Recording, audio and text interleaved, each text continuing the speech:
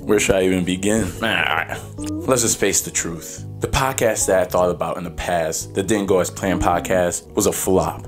And it is kind of sad. It is. But it's okay. I reevaluated, and the thing that I've learned from that flop is that when you're first starting off a podcast, it has to be sustainable. And when I say sustainable, I mean you have to be able to make episodes by yourself without having anybody else on, working around anyone else's schedule. That was the major thing that I learned. So now I, took some steps back, and now, I know what my podcast is gonna be about. Another thing I learned from filming my first episode of the podcast is to talk closer into the mic. The audio for my first podcast is terrible. You just learn as you go. And that's what I'm doing right now. Is just learning as I go. I mean, we could test it here. The closer I talk, there it goes. Talk closer to the mic.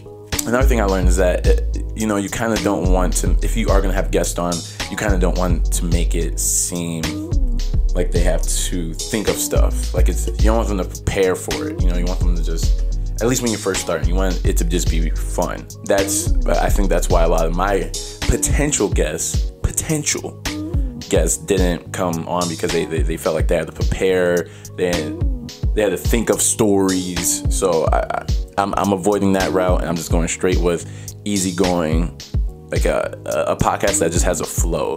You know what I mean? You may be wondering what type of podcast do I have in mind? Don't worry, it's coming. I'm gonna have fun. I'm gonna have fun filming it, recording it, and for quite a few of the first episodes, I'm gonna be by myself, most likely. Of course, some of my friends could come on if they want to, but I'm not expecting them to. And that's the main thing you have to learn, is that when you're starting a podcast or when you're starting anything, you can't expect anything from anyone. You have to be able to figure out how you're gonna be able to do it by yourself. So that's the main thing I learned. Real quick, real simple.